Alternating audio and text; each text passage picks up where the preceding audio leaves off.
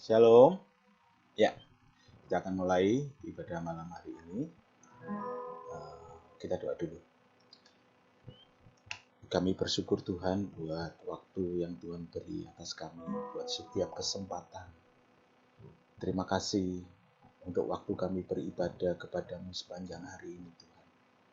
Mari sempurnakan apa yang sudah menjadi bagian kami. Dan kalau malam hari ini Tuhan, kami akan belajar kebenaran-Mu terlebih dahulu Tuhan. Kami rindu menyenangkan hati-Mu lewat pujian kami Tuhan.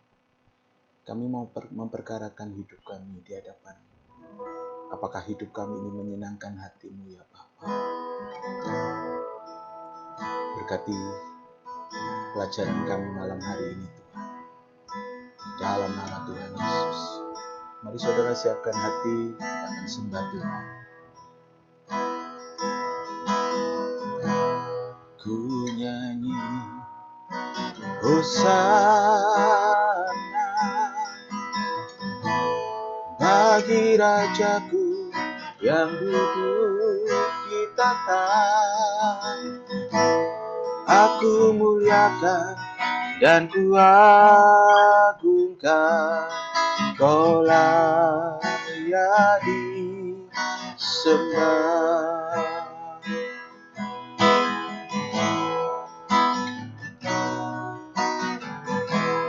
Pujilah aku Tuhan, cobalah aku Tuhan, selidiki batinku dan hatiku. Mataku tertuju padamu, aku cinta padamu Tuhan. Aku rindu hadirat-Mu Tuhan. Aku ingin selalu dekat padamu, menikmati kehadiran-Mu. Mari sama-sama katakan Tuhan, Tuhan, Hosana bagi Rajaku yang duduk di tahta. Aku muliakan dan ku agungkan, Kau layak disembah.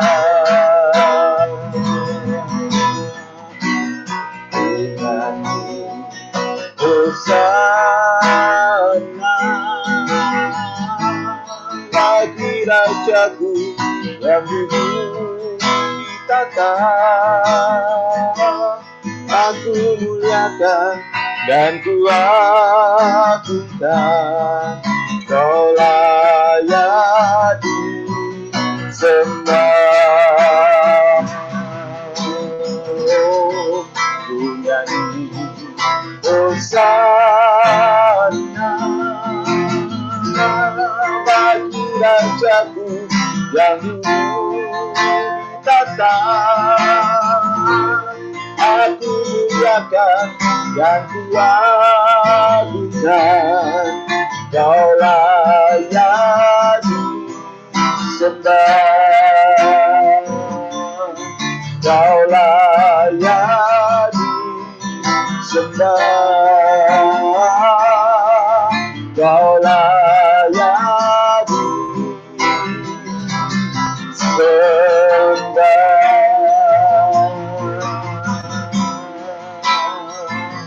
Kaulah satu-satunya yang layak disembah Tuhan.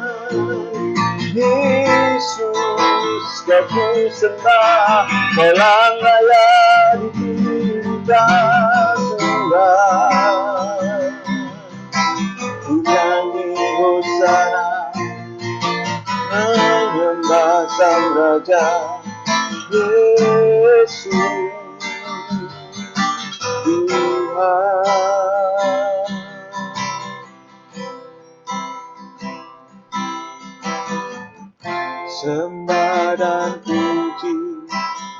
kata-Mu,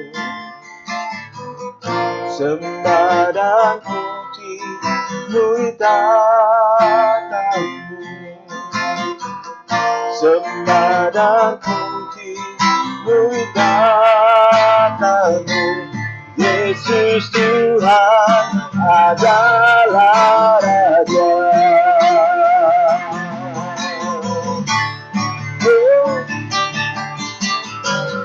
Sembah dan puji nuri kata-Mu, sembah dan puji nuri kata-Mu, sembah dan puji nuri kata-Mu. Yesus Tuhan adalah Raja. Sekali lagi mari katakan sembah, sembah dan puji nuri kata-Mu, sembah dan puji nuri kata-Mu, sembah dan puji nuri kata-Mu. Yesus Tuhan adalah Raja. Ku nyanyi Hosana bagi Rajaku yang duduk di tahta. Aku muliakan dan ku agungkan, Kau layak disembah. Bapak, kami mengucap syukur kami masih bisa berkesempatan untuk bersama-sama belajar tentang kebenaran firman-Mu. Pimpin kami, berkati kami dalam pertemuan ini. Kami akan saling membangun satu sama lain, kami saling melengkapi agar dalam pelayanan kami semakin berkenan di hadapan-Mu. Terima kasih Bapak, dalam nama Tuhan Yesus kami mengucap syukur. Amin. Kita mau lanjut ya. Ini yang kedua, kita ngomong soal kekhawatiran, kita ngomong tentang akhir zaman, kita ngomong tentang keselamatan, ya. Nah, oke, tentang hal kekhawatiran. Nah, kalau kita perhatikan ya Bapak Ibu, kekhawatiran tuh sebenarnya muncul karena keterbatasan kita untuk mengetahui dan menyelesaikan masalah hidup. Kalau kita tahu di ke depan ada apa, kita tahu bagaimana menghadapinya, kebanyakan kita nggak khawatir. Karena kita tahu gitu. Makanya yang namanya tarot, ya ramalan-ramalan tuh sekarang lagi booming lagi laku lagi, terutama di kalangan anak-anak muda.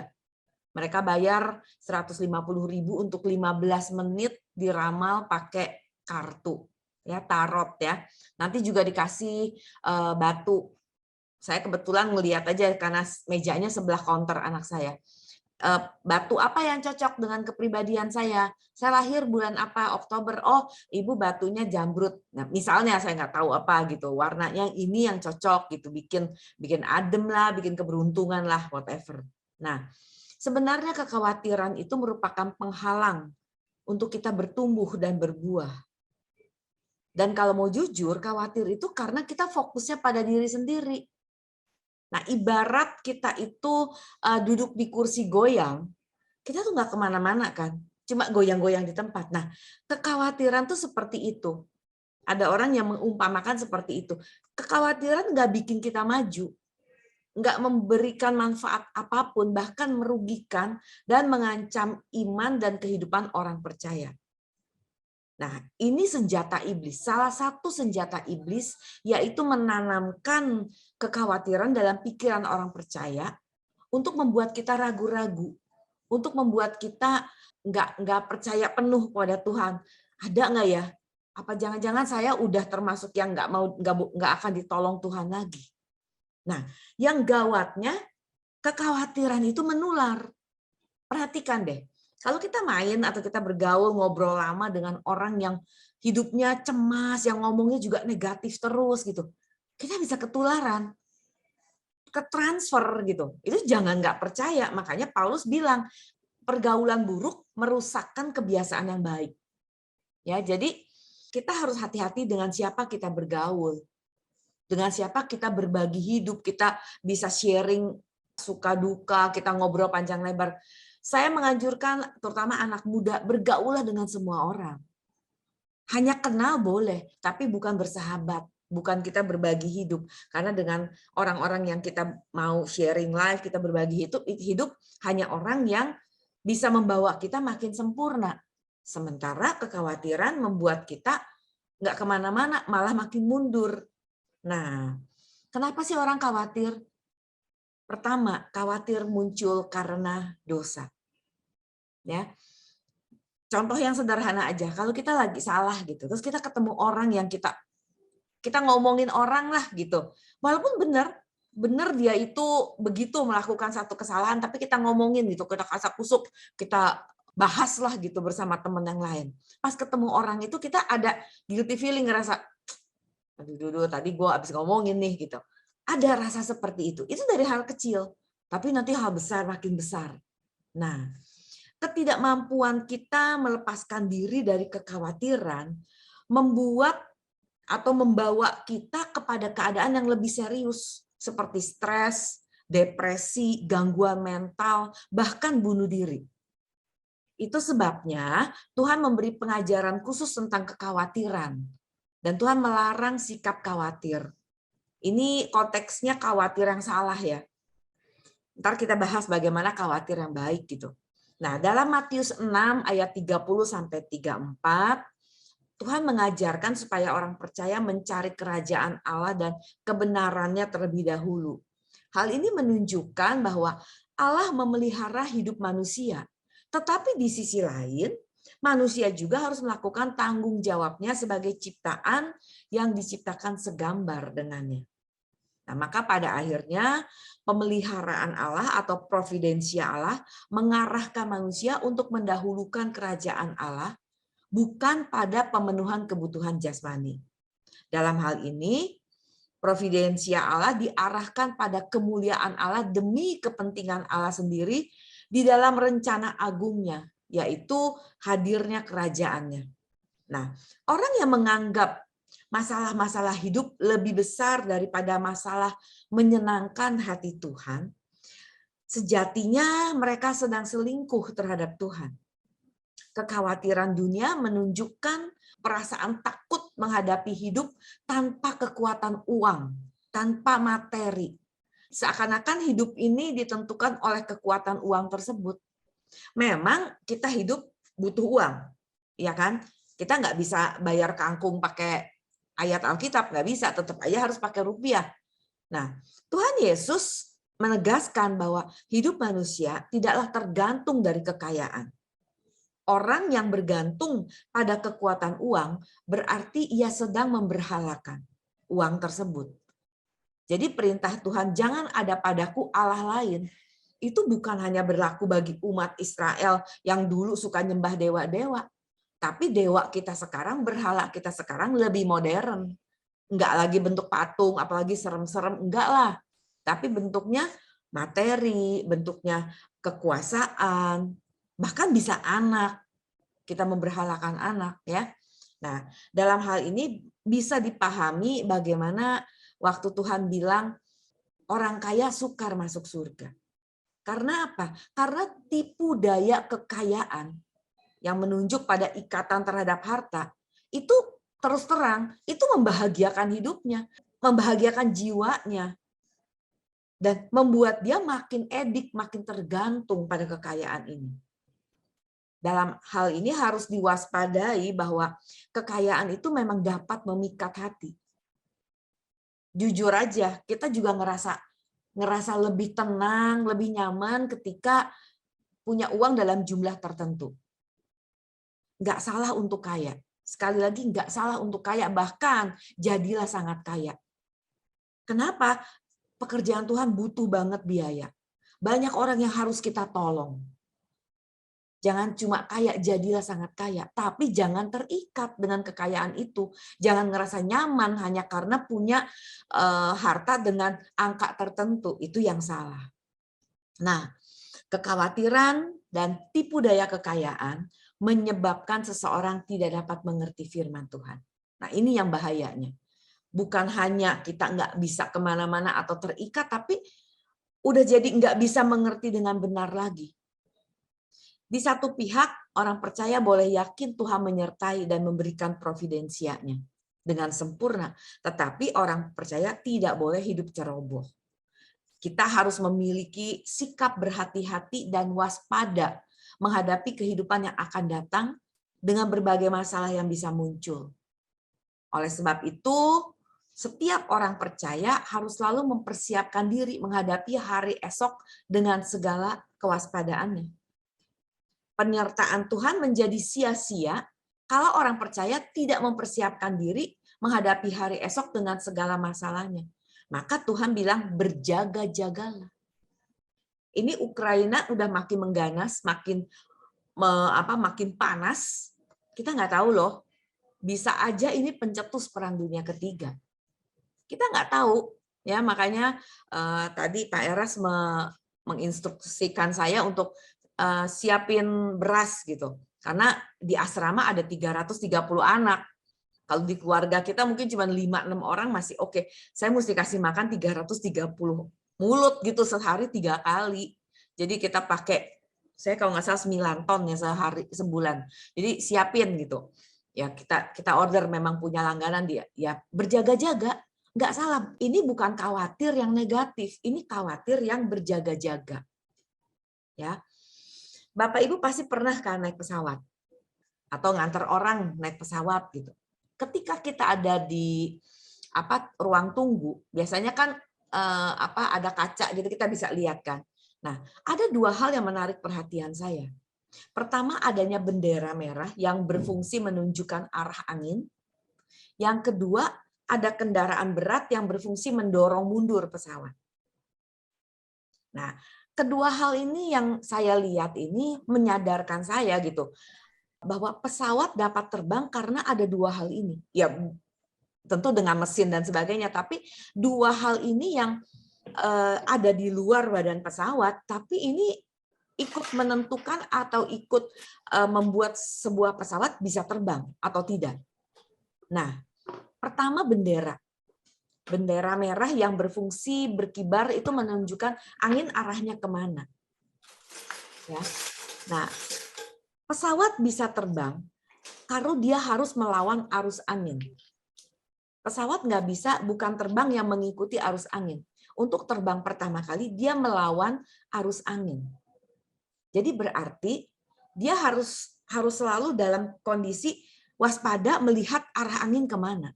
Nah, ini kehidupan iman kita seperti ini. Kita harus berani melawan arus dunia yang nggak benar ini. Harus seberani itu.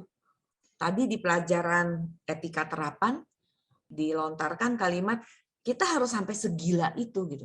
Harus gila-gilaan. Dunia nggak bisa dihadapi dengan cuman iya saya mau. Udah nggak cukup. Nggak cukup hanya sekedar saya mau. Tidak. Kita harus nekat. Harus benar-benar gila gitu. Untuk ekstrim banget. Mau benar-benar salah-salah deh. Kondisi dunia hari ini membuat kesucian kita makin disempurnakan. Dan sebaliknya kejahatan pun makin disempurnakan. Kita mau milih yang mana? Kita nggak bisa ada di kondisi mediokritas. Tuhan mau kita memilih, ya. Dan yang kedua, kendaraan yang berfungsi mendorong itu. Nah, sebagai anak Allah, kita nggak boleh mundur. Iman kita nggak boleh mundur. Kita nggak boleh putus asa karena adanya tantangan atau hambatan. Nah, ini rahasia kemenangan Paulus. Seburuk apapun masa lalunya, ia tidak menoleh ke belakang dan berhenti di sana. Ibarat pesawat, ia maju terus dan terbang semakin tinggi bersama dengan Tuhan. Seperti yang dia katakan dalam Ibrani 12 ayat 2. Marilah kita melakukannya dengan mata yang memandang tertuju kepada Yesus, yang memimpin kita dalam iman dan membawa iman kita kepada kesempurnaan. yang dengan mengabaikan kehinaan, tekun memikul salib, ganti sukacita yang disediakan bagi dia, yang sekarang duduk di sebelah kanan tahta Allah. Jadi kita bukan nggak boleh khawatir, boleh. Malah aneh kalau orang sama sekali nggak punya khawatir. Tapi yang nggak boleh adalah khawatir yang berlebihan. Khawatir yang tidak berdasar. Nah, kalau kita percaya bahwa Allah itu ada, maka kita akan memiliki ketakutan yang kudus dan kekhawatiran yang benar. Misalnya apa? Khawatir seperti apa tuh yang benar? Khawatir nggak masuk surga. Bapak Ibu yakin hari ini pasti masuk surga? Apa dasarnya? Percaya. Percaya yang bagaimana? Sudahkah kita menjalankan semua yang Tuhan mau? Jadi, baiklah kita khawatir untuk hal-hal yang perlu, yang benar. Nah, khawatir tidak masuk surga itu bukan berarti kita, oh kalau gitu nggak punya iman. Bukan. Tapi membuat kita jadi hidup lebih benar. Kita hidup lebih kudus. Karena kita tahu orang yang masuk surga hanya orang yang hidupnya benar. Hanya orang yang hidupnya kudus. Dan kekhawatiran ini berangkat dari takut akan Allah. Takut akan Allah berangkat juga dari sikap hormat kita kepada Allah dan sikap yang mengasihi Allah. Nah, kalau udah demikian, iman kita makin kokoh. Bukan berarti jadi malah runtuh, bukan. Karena kekhawatiran kita tidak masuk surga membuat kita semakin berhati-hati. Dan khawatir kita ini dasarnya adalah kita takut akan Allah. Takut akan Allah juga karena kita hormat, kita mengasihi Dia. Dan kita yang sudah membiasakan diri menghayati Allah yang hidup, Allah yang hadir, itu pasti ditunjukkan dengan kehidupan yang tidak bercacat, tidak bercela. Kehidupan seperti ini membuat kita kuat menghadapi segala kesulitan dan kesukaran. Sehingga kita tidak takut kalaupun tidak memiliki apapun. Kita tidak takut pada apapun kecuali kita takut tidak menyenangkan hati Tuhan. Nah, kehidupan seorang yang melatih diri meyakini bahwa Allah itu ada, kehidupannya pasti akan berbeda dengan orang lain. Berbeda, enggak mungkin sama. Kenapa bisa beda? Karena dia hidup dalam pemerintahan Allah, dalam providensia Allah. Di balik pemerintahan manusia, pemerintahan negara kita ini, ada pemerintahan Allah yang hidup dalam hidup kita. Nah, pemerintahan Allah itulah yang membuat gaya hidup kita berbeda dengan gaya hidup orang yang tidak hidup dalam pemerintahan Allah. Ya, sebagai quote-nya saya tutup dengan ini. Kekhawatiran akan masa depan harus membuat kita semakin hidup bertanggung jawab. Yaitu dengan belajar rajin dan giat, memaksimalkan potensi, menggunakan waktu dengan sebaik-baiknya. Namun, tidak boleh membuat kita jadi apatis atau putus asa. Nah, ada satu kalimat yang belum lama ini, mungkin baru sehari 2 hari ini saya dengar gitu dari gembala saya. Ini satu kalimat yang sangat memberkati dan saya waktu pertama dengar langsung meleleh gitu. Selama daun masih bergoyang. Artinya ada tatanan, itu menandakan Allah kita hidup dan Ia memelihara kita. Tapi ada syaratnya. Asalkan kita tidak hidup dalam dosa. Kita masih bisa jatuh, oke, setuju, ngaku, saya juga masih bisa meleset. Tapi jangan hidup dalam dosa. Hidup dalam dosa tuh artinya hidup yang tidak dalam pertobatan. Yang dosanya tuh dipiara terus gitu, dilakukan terus. Ya. Nah, oke, untuk kekhawatiran singkat aja. Mungkin ada yang mau ditanyakan masalah kekhawatiran? Yang mau bertanya langsung boleh resen dulu, tapi kalau yang mau nulis silahkan. Saya buka dulu untuk dari Laura ya, ini sudah resen. Laura silakan. Ya, terima kasih. Selamat malam Bu Esther. Malam Laura. Hanya pertanyaan basic sih Bu. Bagaimana langkah awal kita untuk melepaskan rasa kekhawatiran kita tentang kesulitan-kesulitan hidup yang tiap hari silih berganti lah ya, istilahnya seperti itu. Kan ada kata-kata yang mengatakan serahkan hidupmu kepada Tuhan. Istilahnya kan kita harus mengkaji lagi, berserah bukan berarti pasrah Oh, ya, bukan tidak berarti melakukan diam. segala sesuatunya. Itu seperti apa ya, Bu? Sometimes Oke. kadang kita kan bisa nih melewati satu step, tapi tiba-tiba kita down lagi, kita khawatir lagi.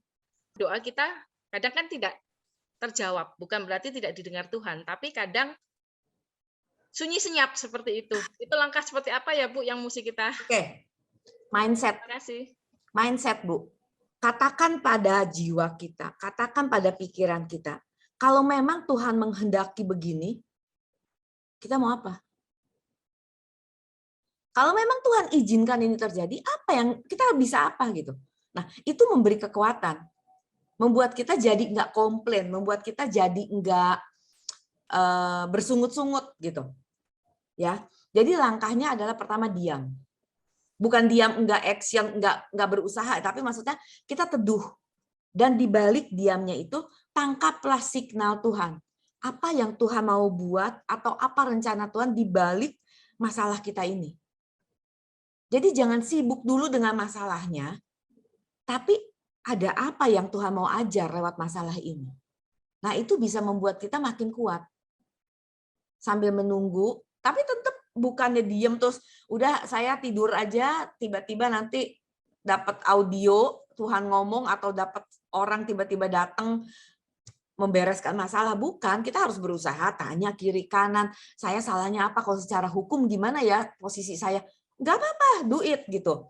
Tapi kita mesti punya hati yang teduh dulu. Itu yang diajarkan Tuhan kepada kita. Lihat contoh Israel, jangan bersungut-sungut. Mereka tuh bersungut-sungut. Nah, di sini kalau kita punya masalah, rata-rata kalau kita ngobrol sama teman atau kita cerita, biasanya mereka selalu ngomong sabar, ya kan? Pasti kita sabarlah Laura, sabar. Ini saya bisa lewatin, sabarlah. Tuhan pasti tolong. Itu klasik, itu nggak salah, bukan salah. Cuman sabar tuh apa sih artinya? Sebenarnya sabar tuh apa? Sabar tuh bukan sekedar diam, tidak bereaksi atau menunggu aja. Sabar itu masalah kondisi batin yang bisa menerima segala keadaan tanpa komplain, tanpa mempersalahkan siapapun. Sebaliknya, mencari kehendak Tuhan. Apa yang Tuhan mau untuk saya benahi atau saya lakukan dalam masalah ini. Kenapa saya menghadapi ini? Ada apa? Nah, kalau kita baca di Roma 8 ayat 28 ya, kan Paulus bilang Allah bekerja dalam segala perkara. Iya kan? Nah, kadang kita lupa kalimat depannya. Nanti buka deh Laura. Roma 8:28 itu kalau baca lengkap Paulus nulis gini, aku tahu sekarang. Aku taunya kapan? Sekarang. Kemarin dia nggak tahu. Kemarin Laura belum tahu apa sih maunya Tuhan. Tapi ketika kita sabar, ketika kita bisa teduh, kita bisa ngomong kalimat itu. Aku tahu sekarang bahwa Tuhan bekerja dalam segala perkara. Nah, untuk sampai di posisi sekarang itu yang sulit. Karena kita nggak sabar, kita mau shortcut, kita pengen cepat bebas gitu. Ibaratnya kalau kita tinggal di Kelapa Gading yang suka banjir, ya udah saya jual, saya pindah ke Bogor ya nggak, atau ke Kebayoran deh yang nggak banjir. Itu shortcut kita gitu.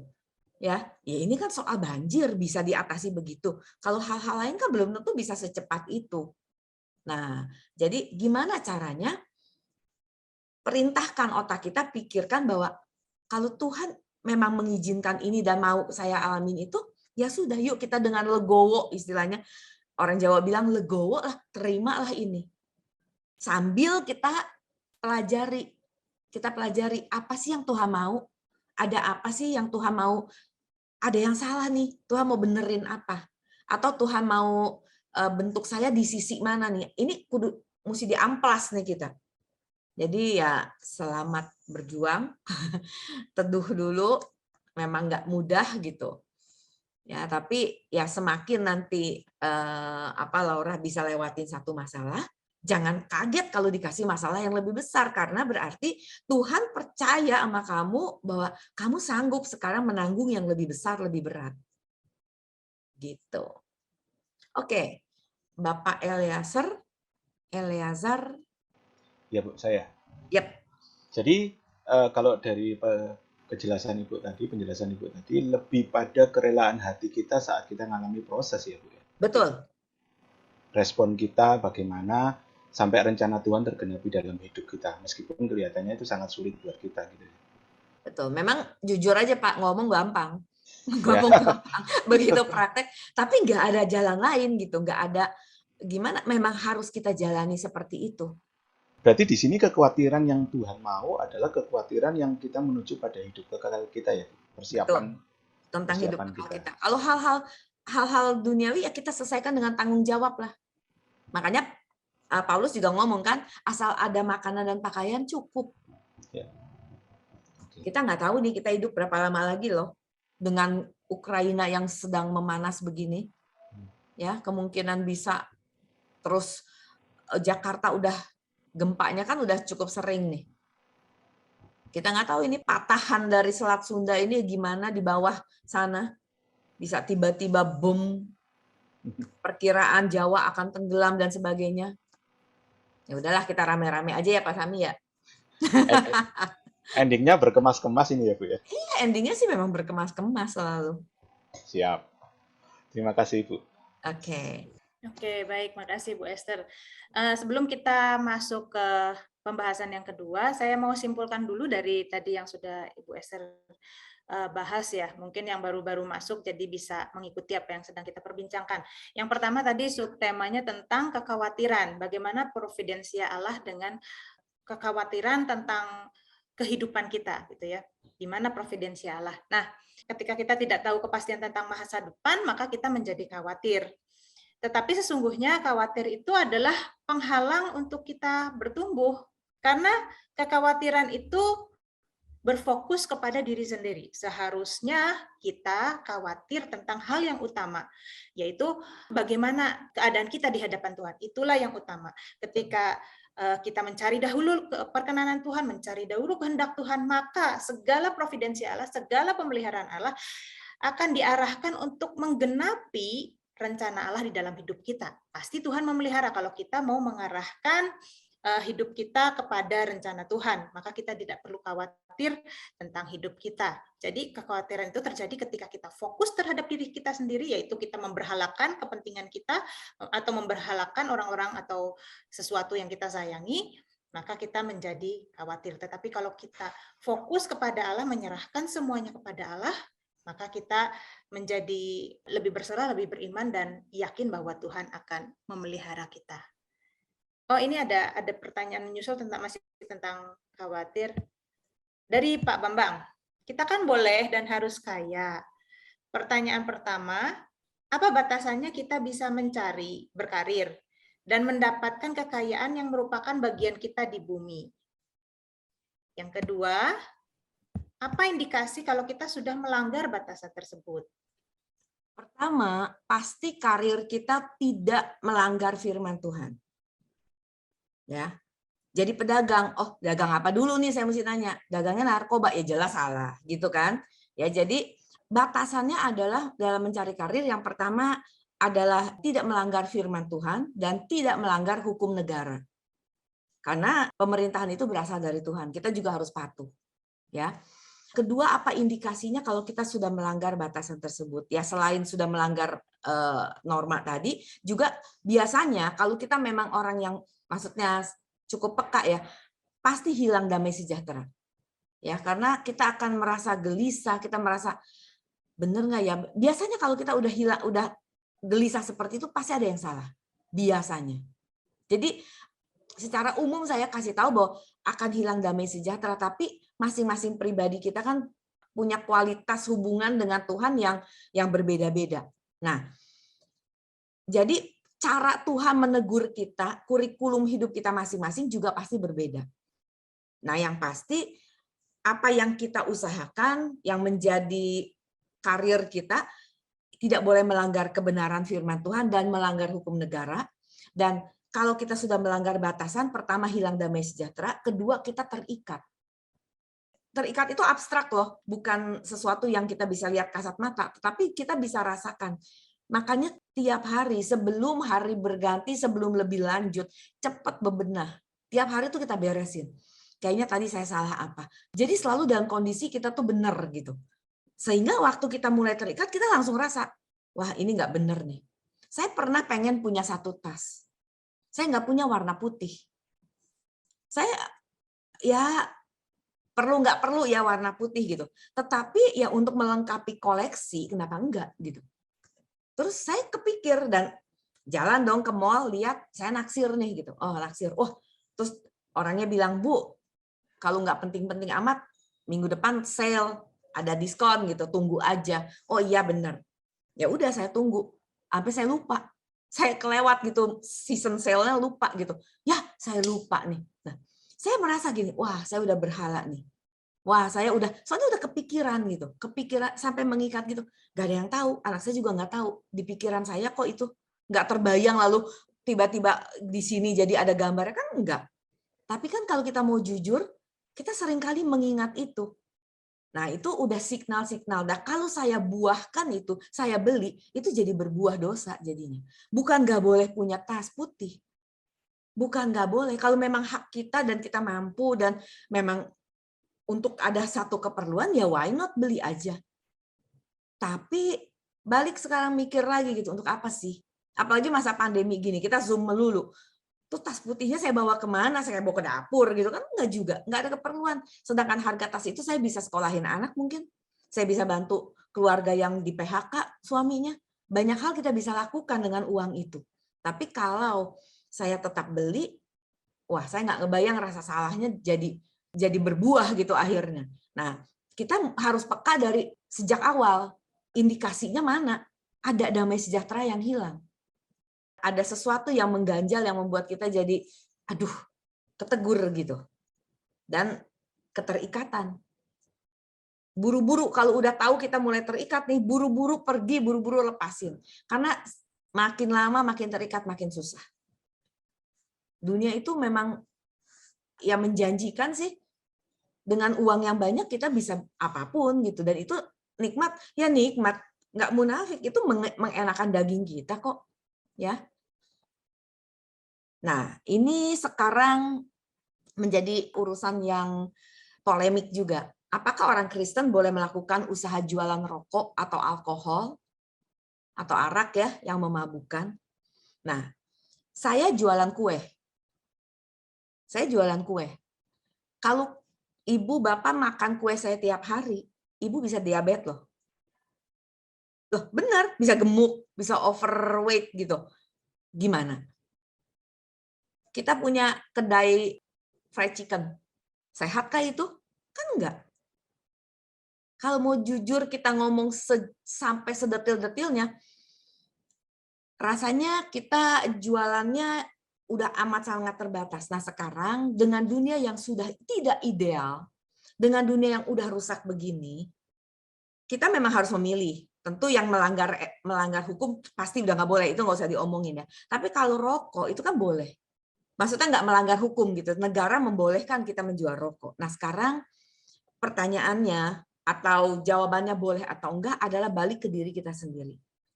Apakah itu menjadi batu sandungan nggak bagi orang lain? Kalau menjadi batu sandungan, tolong pikirkan kembali.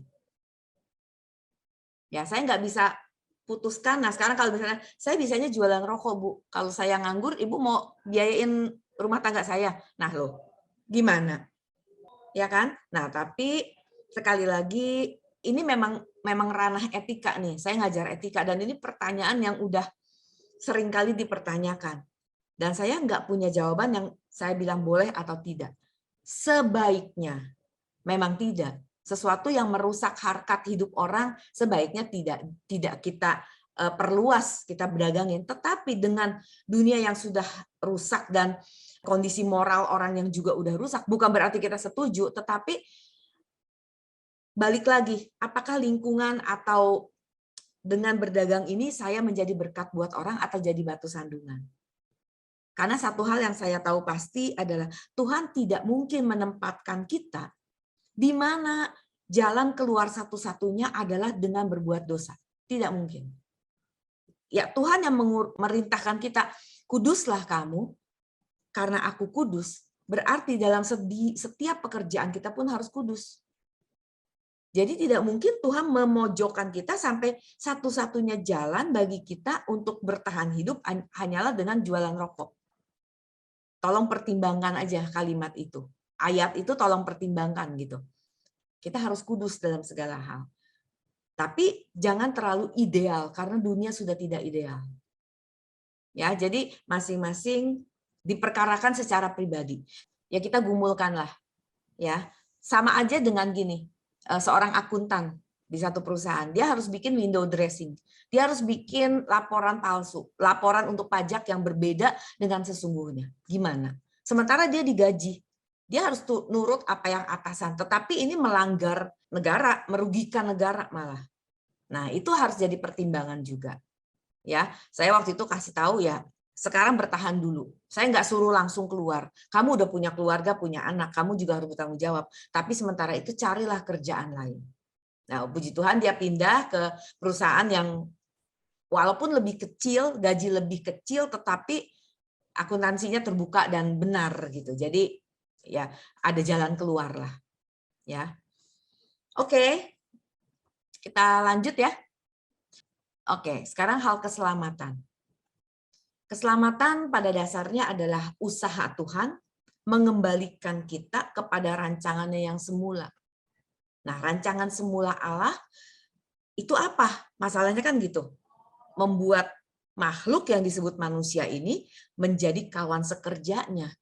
Karena kita dibikin selem demut yang serupa dengan Allah.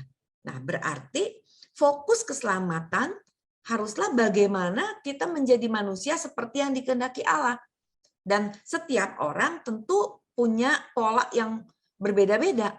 Secara umum kita semua harus serupa dengan Kristus. Tapi dengan suku bangsa yang begini banyak, tentu kita punya kepribadian yang berbeda-beda. Ya, jadi orang yang berkehendak untuk selamat haruslah memberi diri dibentuk oleh Tuhan menjadi manusia yang mengerti kehendak Allah. Bukan hanya mengerti, tapi juga melakukan. Dan untuk ini dibutuhkan respon.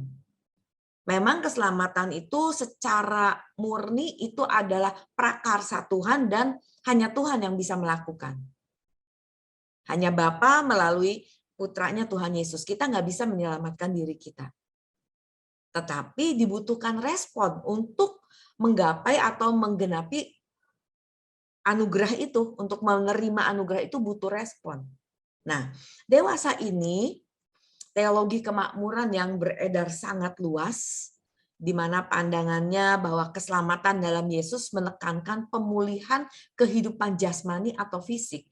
Itu sudah banyak merusak pola pikir masyarakat. Sehingga ketika ditanya untuk apa ke gereja, karena di gereja dijanjikan kemudahan hidup, dijanjikan jalan keluar, dijanjikan kesembuhan. Nah, untuk orang yang baru masuk menjadi Kristen, tentu Tuhan juga memberikan kemudahan. Mereka masih perlu tanda kan, masih perlu Simeon untuk membuktikan bahwa ini loh Allah yang hidup, ini loh Allah yang berkuasa.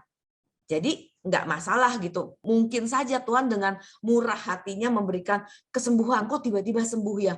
Kok cepat banget ya? Sementara saya udah aktivis, saya udah doa kayak apapun nggak sembuh saya. Kanker saya malah tambah. Padahal saya udah jaga banget. Sementara dia yang kankernya udah stadium 3, saya baru 2, dia 3, langsung sembuh. Itu hak prerogatif Tuhan tentu. Di balik itu semua tentu Tuhan punya agenda. Orang ini butuh.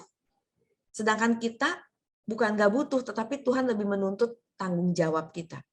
Nah, teologi kemakmuran menggiring pemikiran dan fokus hidup pada perkara-perkara duniawi atau materialisme. Dan dia mengajarkan secara langsung maupun secara terselubung, ya, which is ini berarti penyesatan, sebab orang akan hilang fokus pada keselamatan yang benar. Sehingga mereka tidak pernah mengenal keselamatan yang sejati. Untuk mewujudkan keselamatan atas manusia, Allah memberikan kita kuasa. Makanya kita disebut supaya menjadi anak-anak Allah. Diberikan exousia, diberikan kuasa. Apa isi kuasa itu? Yang pertama isinya adalah penebusan oleh darah Tuhan Yesus. yang mana nggak bisa digantikan oleh apapun. Dan penebusan ini sudah selesai, masih berlaku sampai sekarang bagi orang yang percaya. Dengan demikian Tuhan sudah menebus dan membeli kita. Jadi mestinya kita itu sudah nggak punya hak apapun karena sudah dibeli dengan tunai. Bukan Tuhan lagi ngangsur nih. Enggak, tunai, lunas dibayar. Maka Tuhan mau jadikan semua bangsa muridku. Tuhan mau memuridkan orang percaya. Nah, eksosia yang kedua adalah Roh Kudus. Roh Kudus adalah satu-satunya representasi Bapa yang dapat memberikan kita kemampuan untuk mengerti kehendak Allah, apa yang baik, yang berkenan, dan yang sempurna. Ya, kita nggak bisa ngerti kalau Roh Kudus nggak menerangi kita. Dan satu hal saya mau ingatkan, Roh Kudus nggak bisa kerja dengan orang yang tidak memiliki kecerdasan roh. Kita harus punya kepekaan. Roh Kudus mau ngomong apapun kalau kita dablek, percuma. Bukan Roh Kudusnya yang salah, kitanya yang nggak mau denger. Maka kita harus latih gitu. Harus kita asah terus. Nah, gimana ngasahnya? Lewat doa pribadi, lewat persekutuan seperti ini, lewat firman, lewat peristiwa-peristiwa di sekitar kita. Tuhan bisa bekerja atau Tuhan bisa bicara lewat banyak hal. Misalnya ya, saya pernah pergi ke satu lab store, satu toko baju ya. Saya sebut aja Marks and Spencer, saya pergi. Itu kan banyak rak ya. Nah, saya nggak ada tujuan beli, tapi ya masuk gitu. Pas lihat ada rak bajunya warnanya hitam. Tapi di depan rak hitam itu ada digantung baju warna merah. Nah, otak saya mikir ini orang habis nyobain salah naruh, salah ngegantung. Nah, tapi pas saya nengok, di situ bajunya warna biru, tapi digantung di depannya baju kuning. Kepo dong, emak-emak kepo nih gitu. Jadi saya ambil nih si merah, saya kembaliin ke rak merah. Iya dong, ini hitam semua, ada merah satu kan mengganggu mata nggak sih gitu. Si biru tiba-tiba ada kuning. Dengan baik hati nih, saya mengembalikan ke rak yang sewarna. Tiba-tiba SPG-nya datengin saya. Bu, jangan gitu. Oh, sorry, kenapa gitu. Lagi ada supervisor datang. Sebelum COVID nih kejadiannya. Ada supervisor dari Inggris datang. Jadi rupanya mereka sedang mengkampanyekan atau sedang bikin trik lah untuk marketing. Sengaja terbukti orang-orang seperti saya jadi tertarik melihat baju apa sih. Loh kok ini merah? Paling tidak, walaupun saya nggak beli, paling tidak saya melihat. Paling tidak saya jadi nyamperin. Ya berharap tentu jadi nyobain dan beli gitu. Tapi paling tidak itu menarik perhatian, attract saya dulu gitu. Ya. Nah, Tuhan kadang tempatkan kita di tengah orang-orang yang berwarna beda dengan kita. Untuk apa? Kita harus attract mereka. Kita harus jadi teladan buat mereka. Sampai mereka melihat orang ini beda. Nah, itu kan dari masalah saya ngelihat baju. Saya bisa dapat satu pelajaran rohani. Nah, jadi yuk kita perhatiin sekeliling kita, karena ini merupakan juga penggarapan Allah lewat kejadian-kejadian yang ada di sekitar kita. Tuhan bisa bicara lewat banyak hal. Tuhan mau ngomong kita soal fokus misalnya. Satu kali saya naik mobil sama anak saya. Dia nyetir. Saya duduk di sampingnya. Pas ketemu lampu merah, di sebelah saya ada motor. Ibu-ibu sedang hamil. Lumayan, hamilnya udah lumayan besar. Kelihatan lah, bukan gemuk, ini hamil gitu. Ya udah dia hamil gitu. Saya cuma lihat, oh ibu hamil, selesai. Nah, selesai lampu merah, lampu hijau, nggak jauh dari situ mulai ada polisi tidur. Dan lumayan tinggi dekat rumah saya itu. Ya lumayan lah ngejegluk begitu. Nah, kita harus lewatin itu kan. Kan pelan-pelan dong. Saya jadi masih ngelihat ke sebelah saya. Pas saya lihat, ya mohon maaf gitu. Jadi kan dia ndul begitu kan ya. Perutnya goyang-goyang gitu. Terus saya jadi mikir gitu, lucu ya gitu. Saya bilang anak saya, tuh lucu tuh si ibu hamil gitu. Ketemu polisi tidur jadi bergoyang-goyang gitu. Terus saya cuma mikir gini. Ada suara gitu dalam hati saya. dia juga nggak mau sebenarnya. Dia juga kalau bisa milih, dia mau seperti kamu, duduk di mobil ada yang nyetirin.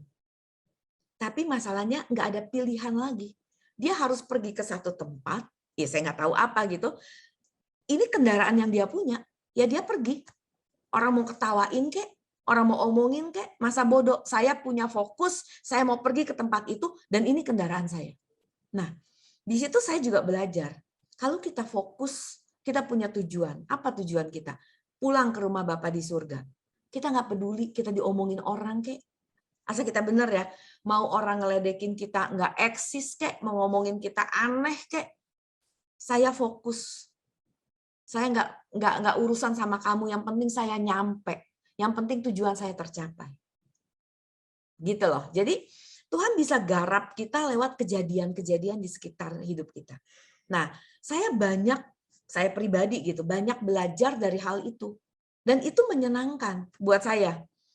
Untuk meneliti ada apa kejadian, lalu kita jadikan satu hal yang rohani atau menjadi satu bahan ilustrasi dan sebagainya. Membuat saya semakin menyadari bahwa benar Allah itu ada gitu. Allah itu hidup. Ya, sebagaimana yang tadi saya kutip, selama daun masih bergoyang, berarti masih ada tatanan, berarti masih ada yang mengatur, berarti Allah masih ada. Allah hidup dan Dia memelihara kita, asalkan kita hidup benar. Ya, tadi yang ketiga Injil, ya. Injil dikatakan bahwa itu adalah kuasa Allah yang menyelamatkan. Sehingga dengan mengerti Injil yang benar, kita mengerti apa mau Tuhan, kita diarahkan maksudnya. Jadi keselamatan dari Tuhan tidak terfokus pada kehidupan hari ini, tapi untuk kehidupan yang akan datang. Ya, keselamatan Tuhan tidak terfokus untuk makan minum, tetapi kebenaran, damai sejahtera, dan sukacita oleh Roh Kudus. Di pihak manusia, keselamatan dapat berarti perjuangan melawan dosa atau ketidaktepatan, kemelesetan kita. Keselamatan kita terima secara gratis, tapi tidak otomatis. Keselamatan kita terima secara gratis, tetapi tidak otomatis, karena menuntut respon aktif dan proporsional.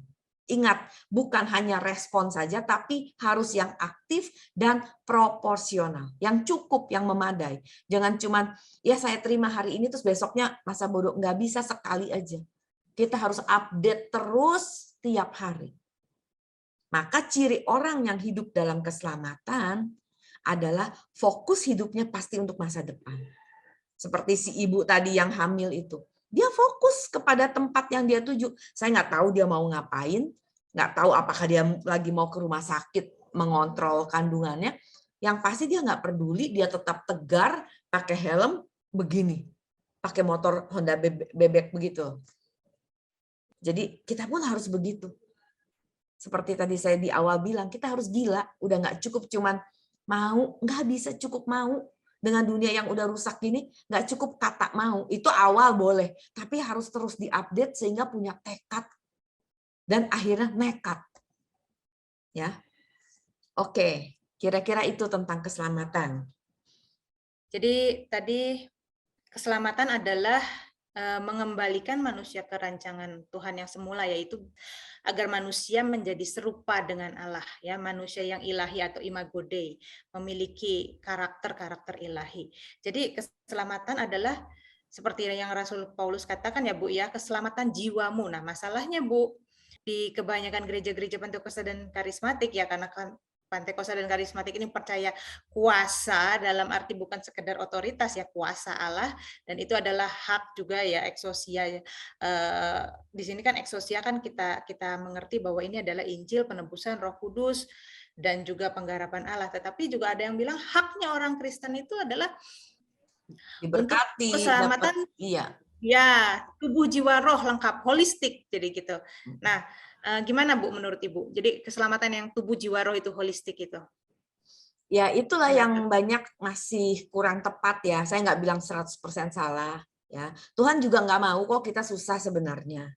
Kita aja orang tua yang masih punya salah juga, siapa sih yang mau tega ngelihat anaknya susah? Enggak lah, kita juga kalau bisa tolong kita tolong kan.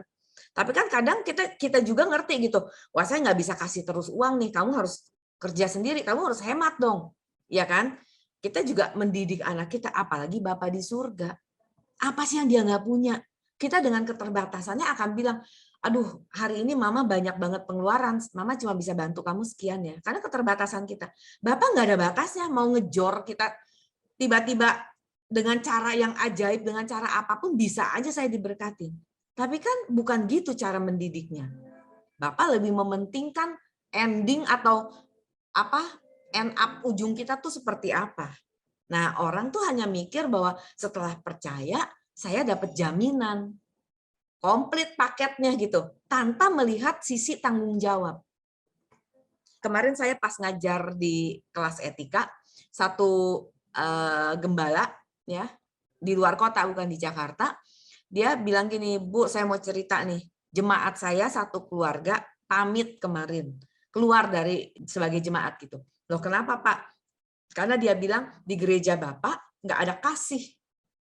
Loh, maksudnya iya, Tuhan Yesus itu mengajarkan kasih. Dosa kita tuh diampuni, kita tuh diberkati. Bapak tuh selalu mengingatkan nanti kalau nggak benar-benar, maksudnya nggak selamat gitu. Selalu ngomongnya mati, ngomong itu. Enggak, Pak, itu salah. Tuhan itu sudah mati bagi kita. Sama seperti gitu loh, Bu Ana. Kita itu berhak untuk dapat pengampunan, kita dapat berkat-berkat jasmani dan sebagainya. Bapak suruh kita hidup kok kayak begini, nggak mau, saya mau cari gereja yang banyak kasihnya. Keluar dia beneran katanya. Itu kan pengertian yang salah, karena ya gitu merasa sebagai anak Tuhan kita punya privilege, ya benar setuju, tapi nggak ngomongin soal kewajiban, cuma haknya aja gitu. Ya, jadi PR buat kita semua, atau mungkin kalau di sini ada yang menjadi gembala untuk meluruskan pandangan seperti ini. Ya, baik. Ini sepertinya nggak ada pertanyaan, Bu, untuk bagian ini.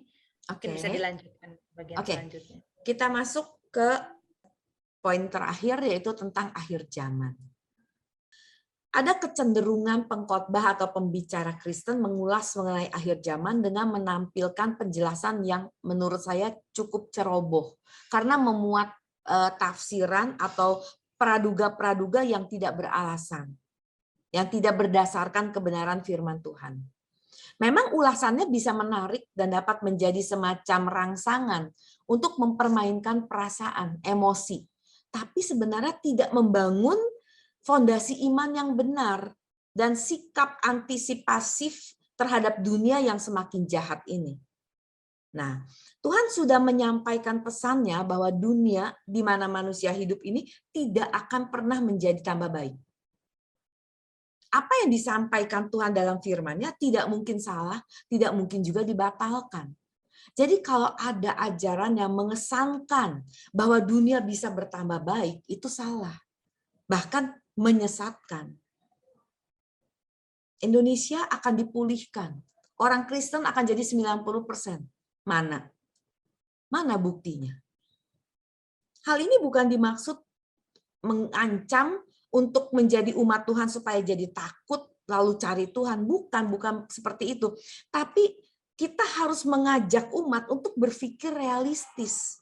Untuk kemudian mereka bisa bersikap berjaga-jaga. Yaitu bagaimana harus mempersiapkan diri menghadapi keadaan dunia yang makin sulit. Ekonomi sekarang udah kacau balau loh. Untuk memulihkan ekonomi diperkirakan butuh 6 tahun.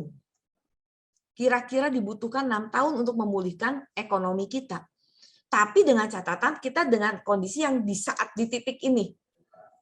Nyatanya ada lagi bencana lain, ada bencana lain. Jadi belum sampai pulih, udah ketimpa lagi. Kita bukan mau menyalahkan Bapak Jokowi atau siapa, enggak. Memang keadaan global secara dunia udah enggak akan bertambah baik.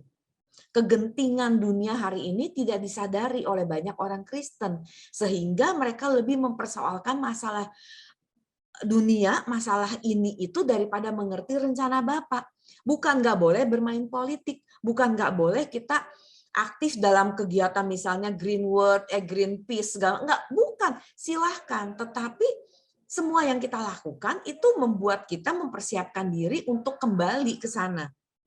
Jadi masalah-masalah pribadi, masalah-masalah keluarga, ya kita urus dengan tanggung jawab tentu. Itu bagian kita, itu kewajiban kita.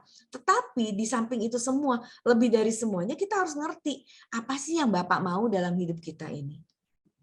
Nah, orang percaya harus mempercayai Tuhan bahwa persoalan yang besar dalam hidup ini merupakan pemurnian yang terjadi dalam hidup kita di akhir zaman, di mana dunia makin jahat, persoalan makin rumit.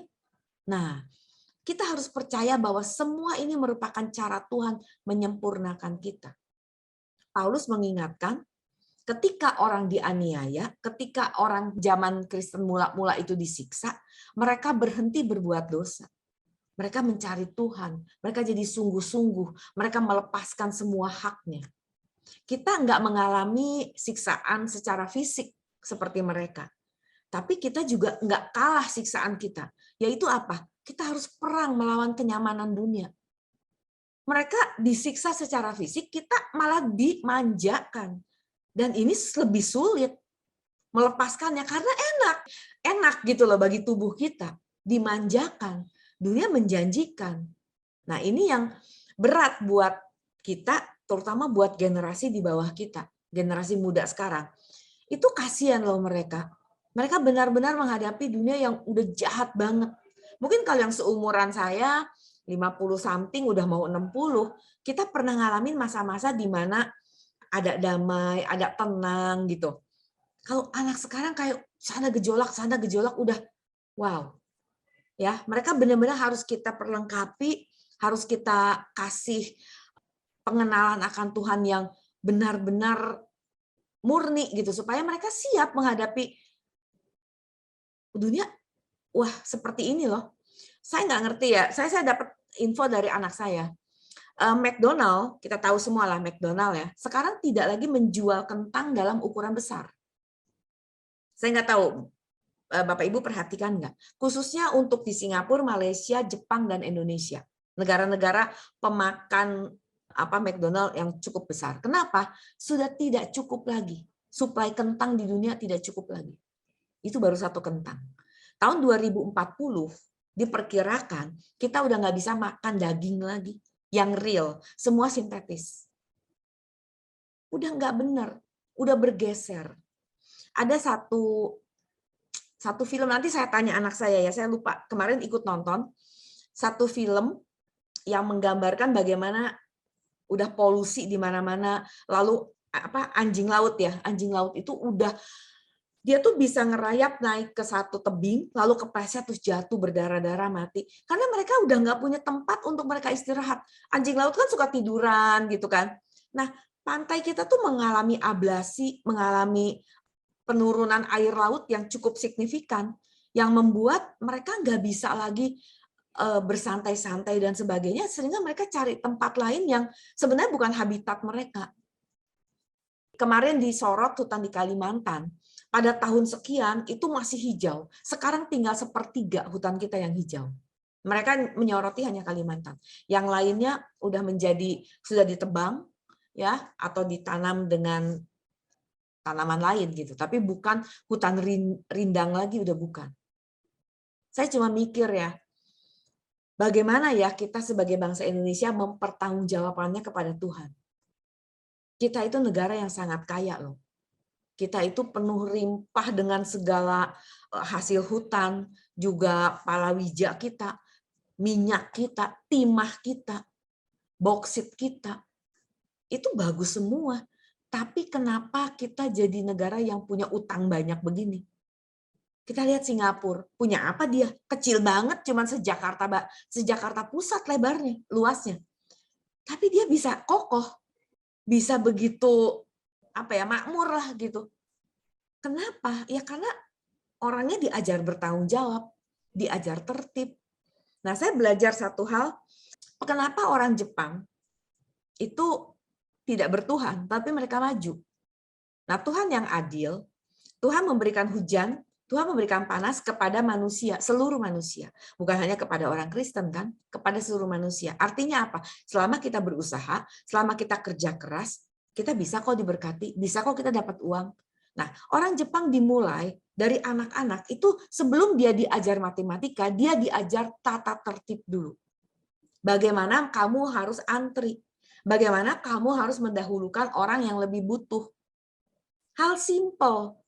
Kita lihat itu simple, kita anggap itu nggak ada gunanya. Tetapi dampaknya ternyata itu panjang sampai tua. Prinsip itu mereka pakai dan mereka menjadi orang yang tertib.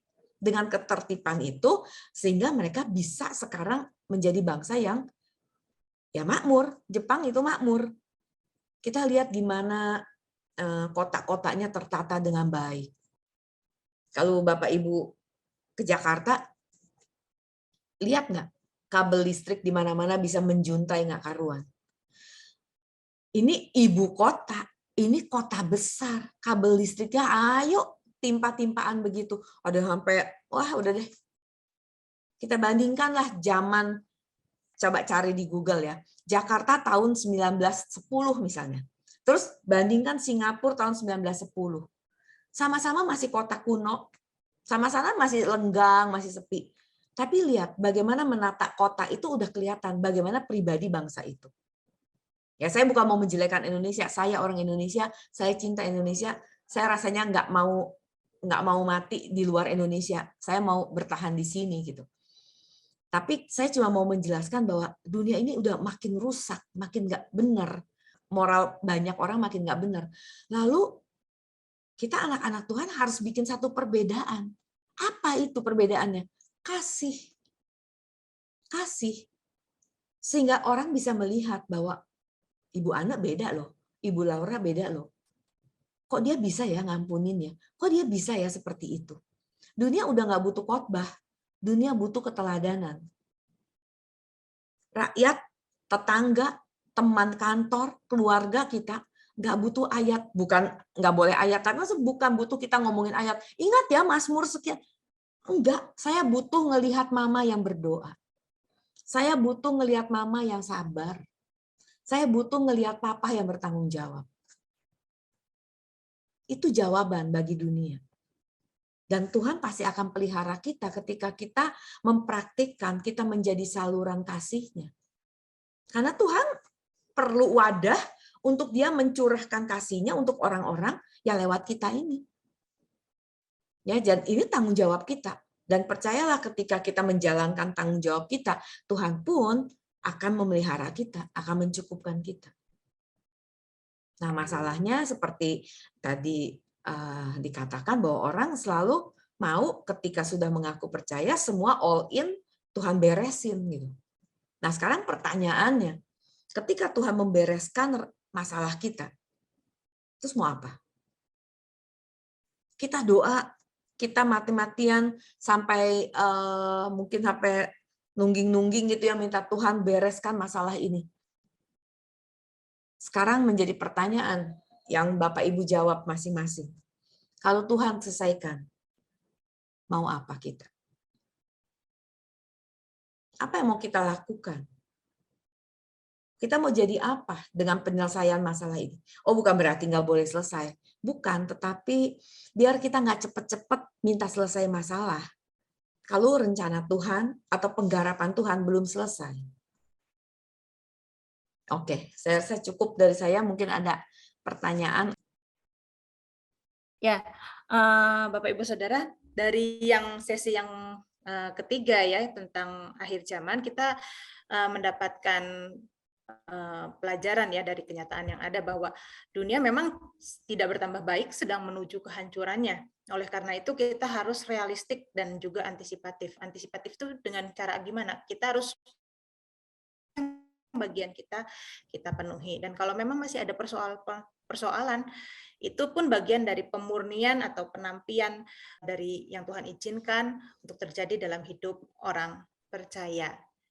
Ya, oke Bu Esther. Karena nggak ada pertanyaan di sini, tadi itu sebetulnya saya ada ini ya, entah ini sedikit komen atau insight atau gimana ya. Kembali lagi ke yang pertama tadi soal kekhawatiran itu tadi. Nah, dalam kepribadian ya, dalam salah satu tes kepribadian itu ada yang mengelompokkan tentang orang ini dalam 16 kepribadian, 16 personality factor atau MBTI. Nah, biasanya misalnya orang itu introvert atau extrovert. Terus orang itu lebih ke feeling atau lebih ke thinking. Terus orang itu bisa lebih ke intuitif ataukah sensing gitu. Nah, satu faktor lagi adalah biasanya orang itu lebih ke judging atau prospecting. Nah, orang-orang yang tipe judging itu bukan menghakimi ya maksudnya, tetapi orang yang terorganisir, orang yang menilai gitu ya, segala sesuatu itu dinilai, segala sesuatu itu dipersiapkan. Kalau untuk ini nanti plannya A, kalau plan A gagal maka dia sudah siapin plan B gitu. Nah itu orang yang terorganisir, orang yang teliti, Cermat, orang yang cermat, dan harus semuanya tuh kepastian ke depan itu. Dia nggak suka dengan perubahan yang mendadak, tiba-tiba semuanya harus sesuai dengan planning. Nah, ternyata waktu saya ikut tes kepribadian itu saya adalah orang yang J ini gitu. Bukan orang yang P itu prospecting itu ya dia lebih fleksibel terhadap perubahan gitu. Kayak sera-sera lah ya, udah yang nanti-nanti gitu.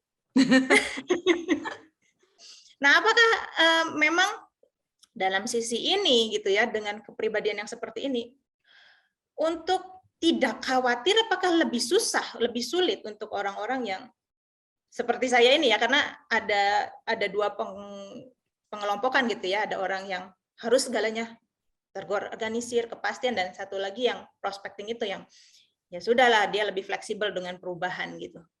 Gimana menurut Ibu? Kalau kita ngomong soal DNA atau bawaan lahir, sebenarnya ya menurut penyelidikan sekarang, DNA atau bawaan lahir itu hanya 15%. 85% kepribadian kita terbentuk karena lingkungan atau apa yang kita dapat dalam masa pertumbuhan kita.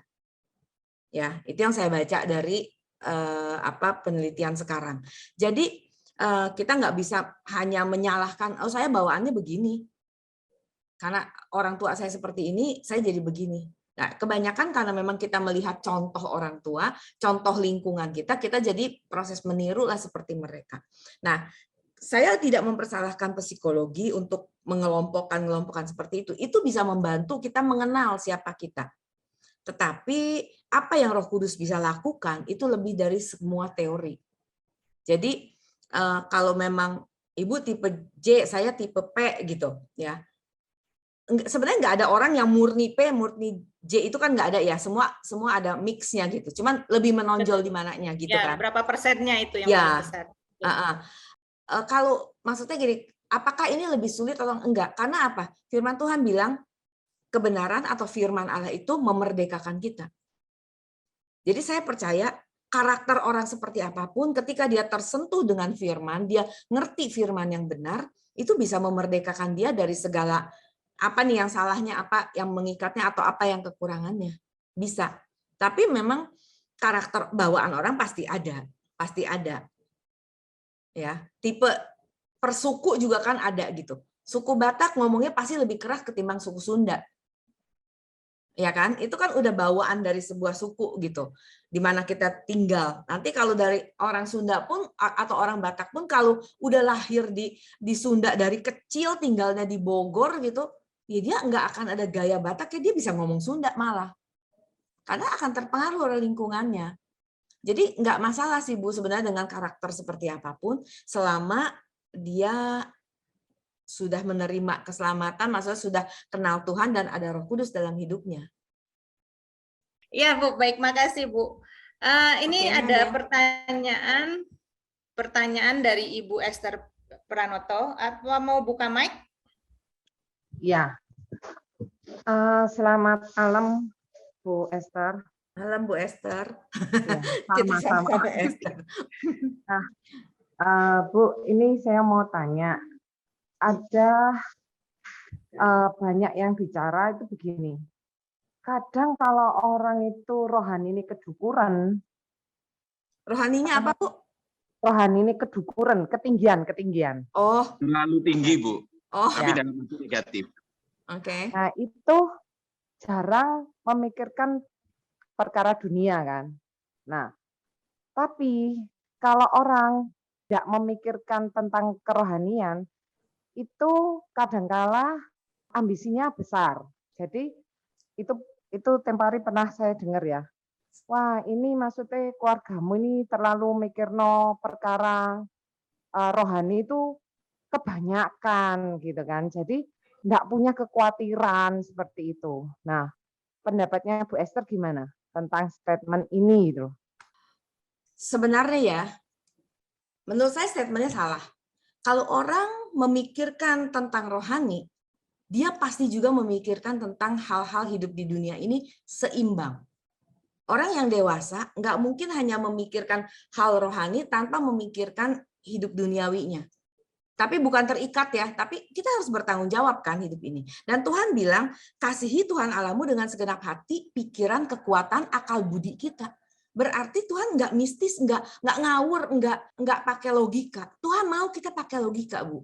Jadi ketika kita berani mengaku bahwa oh saya rohaninya udah tinggi, itu pasti atau semestinya orang itu adalah orang yang bertanggung jawab juga dengan hidup duniawinya. Jadi nggak mungkin dia mengabaikan hal-hal duniawi. Adalah tidak benar kalau orang yang bilang sudah segitu rohaninya sampai nggak peduli lagi hal duniawi. Salah, kita masih hidup di dunia kok. Kita makan masih nasi kok. Be realistis gitu bahwa nggak salah kok memikirkan hal dunia, yang nggak boleh terikat dengan dunia, itu salah. Semua harus dalam proporsional, semua harus dalam takaran yang tepat. Boleh marah nggak? Boleh. Tapi tepat marahnya. Topiknya benar, jangan melebar gitu. Suami istri ini lagi marah, istrinya masak keasinan. Mereka berantem nih, terus ngadu ke saya. Saya bilang, mau ribut soal keasinan, ribut, tapi judulnya kasih judul soal apa keasinan. Berapa lama sih kita bisa ribut soal keasinan? Tapi kan masalahnya melebar. Memang dasar emak lu nggak ngajarin. Cici lu juga nggak bisa masak. Berantem panjang lebar. Sampai bawa ipar, sampai wah panjang. Kamu ngomong aja soal keasinan, ayo kasih judul. Makanya saya selalu suka ngomong gitu. Kalau suami istri mau berantem, ayo bikin judul dulu. Nah, berapa sih panjangnya kalau tapi jangan melebar. Nah gitu Bu. Jadi maksud saya ini Bu Esther, maksudnya itu pertanyaan saya itu mengarah ke hal topik yang pertama tentang kekhawatiran gitu loh maksud saya. Jadi maksudnya itu gini, banyak orang yang berpikir bahwa nek sing orang rohani itu kadang-kadang itu gak terlalu mikir soal nggak pernah khawatir yang seperti kayak orang dunia, sehingga terkadang itu effortnya terus kayak gitu, kadang-kadang itu ambisinya itu justru menurut saya tidak tepat, dianggap Bu. nggak ada gitu loh maksudnya. Salah. Kita harus tetap bekerja keras kok. Kita harus tetap juga maksimal. Tapi kita tetap orang-orang rohani gitu. Tapi ya sementara ini kita kerja keras, kita tetap mikirin gimana nih usaha saya supaya maju. Nah, mungkin kalau untuk orang tertentu yang memang tugasnya di gereja, menggembalakan gereja, dia mungkin tidak ada pekerjaan yang seperti kita ngomong sekarang sekuler ya gitu. Ya mungkin dia nggak fokus di sana, tapi kan dia bertugas bagaimana supaya jemaatnya ini maju kerohaniannya dan sebagainya. Nah, tapi untuk orang-orang yang seperti kita nih gitu, kita masih kerja juga, tapi juga pelayanan juga, yang udah khotbah, udah segala macam. Loh, saya masih tetap harus mengusahakan gimana toko saya maju, gimana saya harus bikin promosi apa. Jadi tetap bertanggung jawabnya harus ada, Bu. Bukan saya nggak khawatir. Loh, kekhawatiran kan boleh, tadi saya bilang, asal jangan yang salah, jangan berlebihan. Apa saya nggak khawatir masa depan pegawai saya? Sekarang udah PPKM 3 lagi Jakarta. Mall udah tambah sepi. Toko saya tentu juga sepi adanya di mall gitu. Ya. Terus mesti gimana? Ya saya mesti pakai mikir dong, oh sekarang online yang jalan. Kita kasih promo apa nih? Kalau nggak pegawai saya kasihan, saya berhentiin. Saya mungkin bisa makan, dia nggak bisa. Jadi kita harus memikirkan bukan nggak khawatir, Bu, tapi khawatir yang benar. Salah kalau karena rohani lalu jadi malah nggak mikirin sampai nggak khawatir masalah bodoh, itu salah. Sikap masa bodoh itu jadi salah. Nah, ada seorang pemudi ya, punya pacar. Dia tuh, kemarin saya udah cerita belum ya, dia konseling sama saya. Dia tanya, tante, orang tua saya nggak setuju. Menurut tante saya harus gimana? Saya nggak kenal, saya kenal si perempuannya, saya nggak kenal si lakinya. Siapa dia? Oh dia itu dulu sekolah di STT gitu. Dia tuh anak yang cinta Tuhan, tapi karena sponsor dia stop, jadi dia juga sekolahnya berhenti. Padahal udah semester 6 ya, udah tinggal setahun terakhir. Tapi dia akan kerja supaya bisa lanjut lah.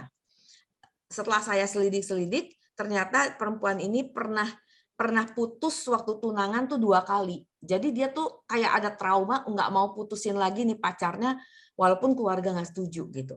Nah, tapi saya tanya, dasar keluarga nggak setuju tuh apa?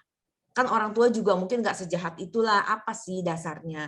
Kalau soal dia lebih miskin atau ekonominya kurang kan itu bukan satu masalah yang besar ya. Saya juga nggak ngerti katanya gitu. Ya udah nanti saya ngobrol deh sama mama kamu, ya saya kenal gitu.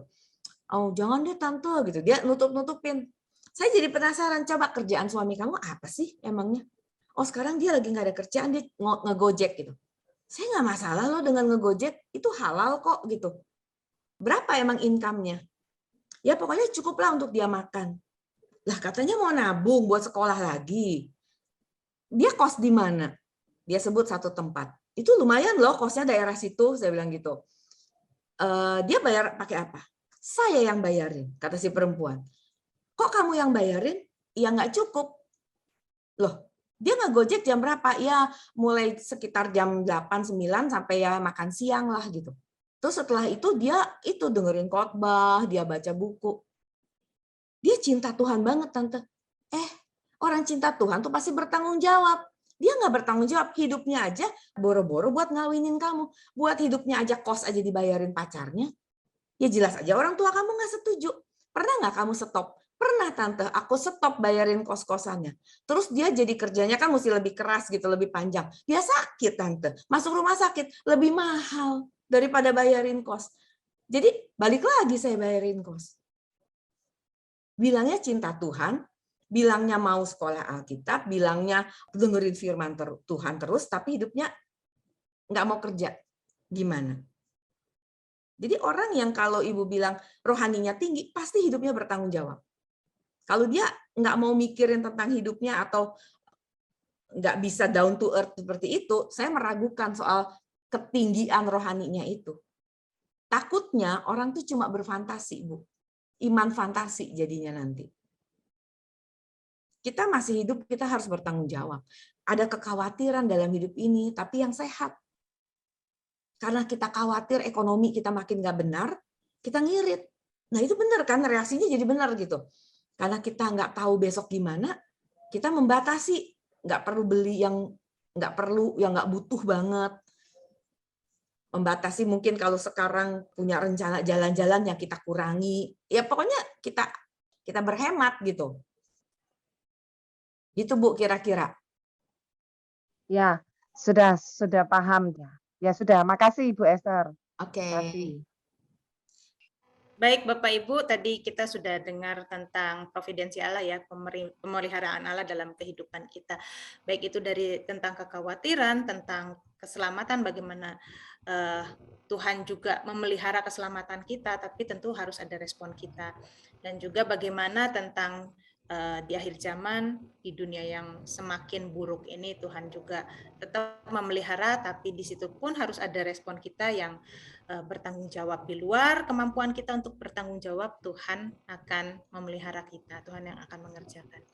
Nah, yang tadi saya tangkap di sini adalah apakah orang Kristen itu sama sekali tidak punya kekhawatiran? Tentu setiap kita punya kekhawatiran, tetapi yang harus kita lebih khawatirkan, yang utama harus kita khawatirkan adalah keselamatan kekal kita, yaitu melalui perubahan karakter kita. Jadi bukan berarti orang Kristen itu nggak bisa khawatir. Khawatir itu kan ketakutan akan sesuatu yang belum terjadi. Kalau takut itu kan objeknya ada di depan mata kita. Ya, kita misalnya takut gelap, maka masuk ruang gelap kita ketakutan. Takut ular, ketika kita ngelihat ular, kita ketakutan. Tapi kalau khawatir itu berarti belum terjadi. Dan pasti orang itu punya kekhawatiran yang baik ya. Misalnya gini, kalau kita khawatir tabrakan, ketika kita nyetir, pasti kita akan berhati-hati. Tapi apakah khawatir itu akan membuat kita sampai terbelenggu di situ? Tentu tidak. kita mengatasi kekhawatiran itu dengan cara kita berhati-hati. Kalau kita khawatir kita terkena virus Omikron, maka kita akan menghindari kerumunan, kita akan memakai masker. Ya, jadi itu kekhawatiran yang positif, yang memang harus seperti itu. Kalau kita khawatir nggak naik kelas, pelajar-pelajar tentu belajar. Bukan sama sekali tidak boleh khawatir, nggak ada khawatir terus nggak belajar. Udah nggak usah khawatir tentang virus Omikron, nggak usah. Semua pakai masker, kita ngejago gitu ya ke tengah pasar gitu nggak pakai virus. Nah, itu juga kebodohan gitu. Justru ada kekhawatiran-kekhawatiran yang memang bisa kita selesaikan dengan cara-cara yang orang di dunia ini pun tahu. Ya misalnya tadi saya contohkan khawatir virus, semua orang di dunia juga khawatir, dan cara mengatasinya gimana? Ya udah tahu caranya. Nah, tetapi yang harus kita khawatirkan, yang penting kita khawatirkan adalah keselamatan kekal kita. Ya, itu mungkin yang bisa saya simpulkan di sesi ini. Silakan Kak Sony.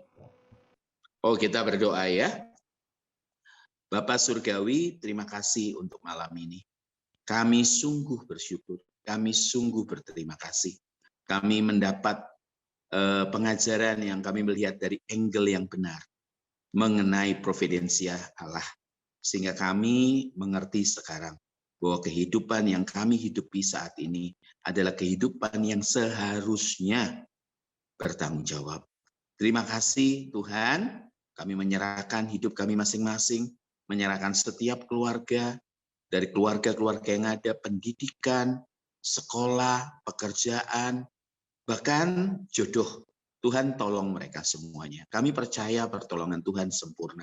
Kami tahu yang kami alami saat ini, seberat apapun itu waktunya terbatas. Tapi pengharapan kami di langit baru, bumi baru, itu tidak terbatas. Di dalam nama Tuhan Yesus, Tuhan dan Juru Selamat kami berdoa dan bersyukur. Amin. Amin. Tuhan Yesus berkati Bapak Ibu Saudara.